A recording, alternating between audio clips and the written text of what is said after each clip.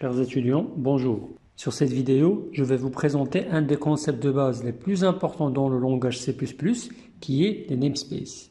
Pour ce qui est de la définition générale, un namespace ou espace de nom est une zone de déclaration d'identificateur permettant au compilateur de résoudre les conflits de noms. L'objectif est de regrouper dans un même ensemble les composantes d'un programme qui peuvent être des variables, des constantes, des fonctions, des classes ou toute autre composante du langage C++. En ce qui concerne les conflits de noms, c'est un problème qui peut survenir si l'on déclare deux composantes avec le même nom dans la même portée. Mais grâce au namespace, il est possible d'éviter ce problème en déclarant plusieurs composantes qui portent le même nom, mais dans des namespaces différents. Pour créer un namespace, il faut utiliser une syntaxe précise, qui ressemble un peu à celle utilisée pour créer des structures. Pour ce faire, on utilise le mot-clé namespace, suivi d'un identifiant qui servira à identifier l'espace de nom, ainsi que toutes ses composantes. Par la suite, on spécifie entre deux accolades, une ouvrante et une autre fermante, les composantes associées au namespace. Pour accéder à l'une des composantes d'un namespace, là aussi on a une syntaxe à respecter. On commence par spécifier l'identifiant du namespace qui contient la composante, suivi du séparateur de deux points et du nom de la composante. Avant d'aller plus loin, on va voir un premier exemple de l'utilisation des namespaces. Donc ce qu'on va faire, on va créer un programme, on va inclure la bibliothèque standard, on va utiliser dans un premier temps CSTDIO, donc qui est la bibliothèque stdio.h du langage C, parce que comme on l'a vu dans l'introduction du cours, rien ne vous empêche d'utiliser les bibliothèques du langage C. Il faut tout simplement précéder leur nom par le caractère C.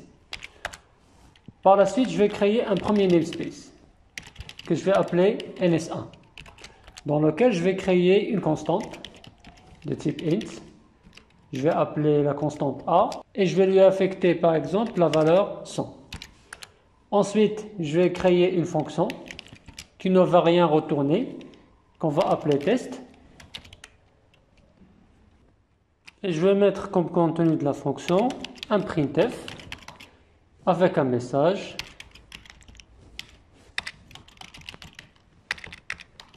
J'appartiens au namespace ns1. Par la suite, je vais créer un second namespace avec un nom différent bien sûr, que je vais appeler ns2, et je vais garder la même constante avec le même nom. Je vais changer seulement sa valeur et la même fonction test avec un message là qui va s'afficher de manière différente. Je vais afficher le message j'appartiens au namespace ns2. Maintenant, je vais créer une fonction principale main et je vais tester tout ça. Bon, en premier lieu, je vais afficher le contenu de la constante a sur l'écran. Et en second lieu, je vais appeler la fonction test. Donc si je compile pour voir, là comme vous le voyez, il va me donner directement une erreur et c'est normal. Pourquoi? Donc déjà l'erreur qu'il me donne, c'est que a n'a pas été déclaré dans cette portée. Donc c'est-à-dire qu'il n'arrive pas à localiser la constante a. Donc elle est créée deux fois dans deux namespaces différents. Ce qui fait qu'il n'arrive pas à la localiser. Et même chose, donc si vous regardez les messages d'erreur, même chose pour la fonction test. Donc même problème, il n'arrive pas à la détecter. Donc là, pour ce faire, on va tout simplement spécifier le nom du namespace avant le nom de la constante. Et pareil pour l'appel de la fonction. Donc on va mettre le nom du namespace de deux points et la composante. On a ici dans un premier temps la constante a et dans un second temps, on a la fonction test. Donc maintenant, si je compile, comme vous voyez, il n'y a plus aucun problème. Et quand j'exécute, il va m'afficher le contenu de la constante a qui est 100 et le message j'appartiens au namespace ns1 parce que tout simplement, j'ai signalé dans mon code comme quoi je veux accéder au contenu de la constante a qui se trouve dans le namespace 1 et exécuter la fonction test qui appartient au namespace 1. Donc je peux Par la suite, ce qu'on va faire, c'est qu'on va changer les préfixes. On va mettre ns2 pour la constante a et pour la fonction test. Et on va compiler et exécuter pour voir. Donc là, comme vous le voyez, les valeurs, elles ont changé. Parce que tout simplement, j'accède à la constante a qui se trouve dans le namespace 2 et j'appelle la fonction test qui se trouve aussi dans le namespace 2. Et là, comme vous le voyez, il m'a affiché la valeur 999 qui correspond à la valeur de la constante a qui se trouve dans le namespace ns2 et le message j'appartiens au namespace ns2 de la fonction test qui se trouve dans ce même namespace. Sinon, l'utilisation des namespaces peut paraître un peu encombrante vu qu'il est primordial de préfixer le nom de chacune des composantes par le nom du namespace dans lequel elles ont été déclarées, mais heureusement, il y a une alternative. En effet, il est possible d'utiliser une composante sans la préfixer par le nom du namespace auquel elle réfère. Pour ce faire, on utilise l'instruction using namespace suivie du nom du namespace en question. Et à partir de là, on peut appeler directement toutes les composantes du namespace sans avoir à les préfixer par quoi que ce soit. On va revenir à l'exemple précédent et tester l'utilisation de l'instruction using namespace. Donc ce que je vais faire, c'est que avant d'accéder au contenu de la constante a et d'appeler la fonction test, je vais insérer l'instruction using namespace ns2. Et à partir de là, comme je viens de le dire, ce n'est plus la peine de préfixer les composantes du namespace par quoi que ce soit. Donc je vais tout simplement les enlever et je vais recompiler et exécuter mon code. Et là, comme vous le voyez, le résultat, il n'a pas changé, ça donne la même chose. Néanmoins, si on veut accéder aux composantes du namespace 1, dans ce cas-là, il faudra les préfixer. Donc, ce que je vais faire, je vais dupliquer ce code-là. Je vais ajouter des retours à la ligne dans les fonctions pour l'affichage. Et là, si je veux, comme j'ai dit, appeler les composantes du namespace 1, je suis obligé dans ce cas-là de les préfixer par le nom du namespace. Donc je vais mettre ns1 avant les deux composantes en question. Et je recompile. Là, comme vous le voyez, en utilisant using namespace, j'ai accédé aux composantes du namespace 2 sans avoir à les préfixer par quoi que ce soit. Et dans le second cas, avec le préfixe ns1 que j'ai utilisé pour les composantes a et test, donc j'ai pu accéder à la constante a et la fonction test. Maintenant, si je veux par exemple éviter d'utiliser ns1 aussi, donc c'est-à-dire on va utiliser using namespace ns1 avant ces deux instructions. Donc là, on va essayer de faire la même chose. Et on va recompiler. Donc là, comme vous le voyez, là, il va y avoir un conflit de noms. Pourquoi? Parce que tout simplement, j'ai signalé au compilateur comme quoi je vais utiliser le namespace ns2 et je vais aussi utiliser le namespace ns1. Et là, à partir de là, il va y avoir un conflit de noms. Pourquoi? Parce que je vais avoir deux constantes qui s'appellent a et deux fonctions qui s'appellent test. Donc là, l'utilisation des using namespace pour tous les namespaces peut poser dans certains cas problème. Donc là, la meilleure solution, c'est d'utiliser cette instruction, à savoir using namespace, uniquement pour les namespaces que vous sollicitez beaucoup dans votre programme. Pour les autres, il vaut mieux utiliser un appel préfixé. D'un autre côté, on avait vu dans la définition générale d'un namespace que ce dernier pouvait regrouper plusieurs composantes C++, parmi lesquelles les namespaces eux-mêmes. Et dans ce cas-là, on parle d'imbrication de namespace. L'intérêt de la chose est de faciliter la structuration de code pour les grands programmes. Pour expliquer ce principe d'imbrication des namespaces, on va voir un autre exemple. Dans cet exemple, on va déclarer deux namespaces. Un premier namespace qu'on va appeler ns1 et qui va contenir une fonction qui ne va rien retourner, qu'on va appeler test1 et qui va afficher un message intf, j'appartiens au namespace ns1 avec un petit retour à la ligne. Et à l'intérieur de ce même namespace, on va déclarer un autre namespace qu'on va appeler ns2. À l'intérieur de ce namespace, on va créer une autre fonction qu'on va appeler test2 et qui va aussi afficher un simple message sur l'écran. J'appartiens au namespace ns2 avec un retour à la ligne là aussi. Maintenant, on va tester tout ça avec une fonction principale main.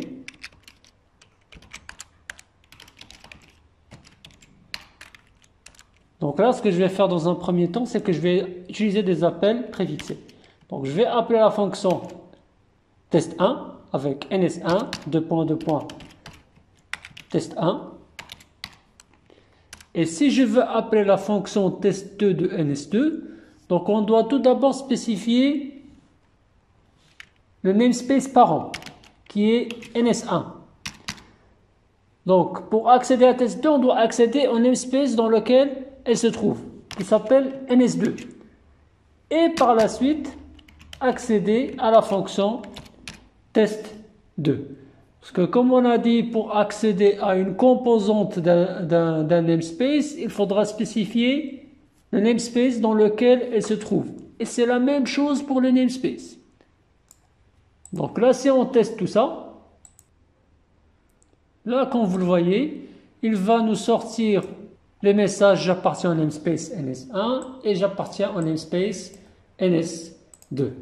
Par la suite, on va essayer d'utiliser l'instruction « using namespace ». Donc là, ce qu'on va faire, c'est qu'on va l'utiliser pour le namespace ns1. Using namespace ns1. Et dans ce cas-là, on peut accéder directement aux composantes de ce namespace sans avoir à utiliser des appels préfixés. C'est-à-dire qu'on va enlever ça de l'appel de la fonction test1 et même pour le namespace ns2, puisqu'il est inclus dans ns1 et puisqu'on a utilisé using namespace ns1, donc plus à peine de préfixer l'appel de ns2. Je recompile. Et là, comme vous le voyez, le résultat, il n'a pas changé. On a toujours la même chose. Mais par contre, si je mets using namespace ns2, donc si je fais ça directement, je vais avoir une erreur. Pourquoi? Parce qu'il ne faut pas oublier que ns2 se trouve dans ns1. Et du coup, si je veux l'utiliser directement, il faudra bien sûr spécifier son namespace parent, c'est-à-dire là où il se trouve. Donc je dois écrire using namespace ns1 ns2. Et dans ce cas-là, je n'aurai plus à préfixer les composantes du namespace ns2. Je peux les appeler directement.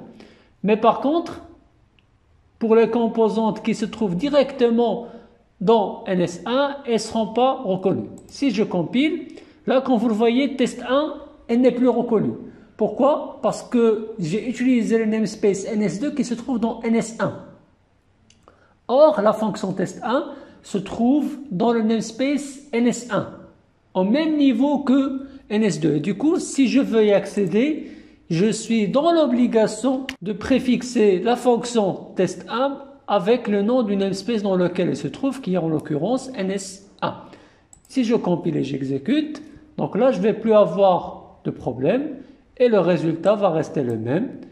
Il va appeler la fonction test1 du namespace ns1 et par la suite appeler la fonction test2 du namespace ns2. D'un autre côté, et dans le cas où une imbrication de namespace peut engendrer des noms très longs, il est possible de créer un alias pour remplacer l'imbrication de namespace en écrivant namespace suivi du nom de l'alias que vous choisissez et vous mettez le caractère égal suivi de l'imbrication de namespace. Donc il faut signaler que vous pouvez imbriquer des namespaces à l'intérieur d'autres sans limite de profondeur. C'est-à-dire que vous pouvez mettre un namespace à l'intérieur d'un autre namespace, à l'intérieur d'un autre namespace sans aucun problème. On revient à l'exemple précédent pour lequel on avait créé deux namespaces, l'un imbriqué dans l'autre. Donc là, ce qu'on va faire, c'est qu'on va créer un alias pour le second namespace qui est ns2. Donc on va écrire namespace, et là je vais l'appeler par exemple underscore 2, et je vais lui affecter ns1 ns2. Et avec cette syntaxe, je peux préfixer toutes les composantes du namespace ns2 par l'alias que j'ai créé, que j'ai appelé underscore 2. Par exemple, je peux mettre underscore 2, test2 directement. Si je teste, là, comme vous le voyez, il va accéder à la fonction test2 qui se trouve dans ns2, qui se trouve à son tour dans ns1, et il va exécuter ces traitements, à savoir l'affichage du message. Et là, comme vous le voyez en utilisant l'alias underscore 2, qui est équivaut à ns1 ns2, je peux directement accéder à la fonction test2 de ce namespace. D'un autre côté, la norme 2017 du C++ est venue avec une nouvelle syntaxe pour l'imbrication des namespaces. Cette syntaxe est plus simple et permettra de produire un code plus structuré. Cette syntaxe a l'avantage de séparer la déclaration des namespaces. Ainsi, les namespaces parents et enfants seront déclarés de façon indépendante. Et pour faire le lien entre les deux namespaces, on va ajouter le chemin complet dans l'identifiant du namespace enfant en incluant les identifiants des namespaces parents, dans le cas bien sûr où il y en a plusieurs, tout en les séparant avec les séparateurs de 2 points. On va revenir à l'exemple précédent et on va le modifier de telle sorte à utiliser la nouvelle syntaxe d'imbrication de namespace. Donc ce que je vais faire, c'est que je vais récupérer le code du second namespace et je vais le sortir carrément du namespace parent. Et ce qui va me permettre de faire le lien avec le namespace parent, c'est au niveau du nom du namespace ns2. Donc je ne vais pas tout simplement mettre le nom du namespace, mais je vais spécifier aussi le namespace dans lequel il se trouve. Et là, si je recompile mon code, on va avoir aucune erreur et dans l'exécution, on va avoir toujours la même chose. Donc l'avantage de cette syntaxe, c'est qu'elle simplifie l'imbrication de namespace sans avoir à aller directement dans le namespace parent et y ajouter le code du namespace enfant. Donc là, ce que je vais faire, je vais créer un troisième namespace qui est inclus dans ns2. Donc là, ce que je vais faire, je vais dupliquer ce code. Je vais appeler mon namespace ns3 qui va se trouver dans ns2, qui à son tour se trouve dans ns1. Et je vais créer une fonction qui s'appelle test3 et je vais changer le message pour dire j'appartiens au namespace ns3. Et là, on va tester tout ça. Je vais éliminer ça et je vais directement appeler la fonction test3 qui se trouve dans ns3, qui se trouve dans ns2, qui se trouve à son tour dans ns1. Donc, je vais utiliser un appel préfixé.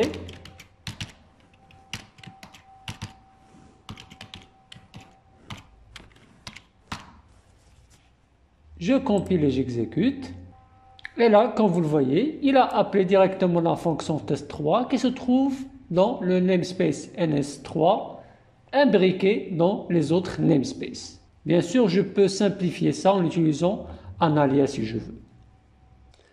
Avant de finir, il est important de signaler que la majorité des bibliothèques standards du langage C++, pour ne pas dire toutes les bibliothèques, utilisent un même namespace pour toutes leurs composantes, qui est le namespace std, qui est l'acronyme de standard.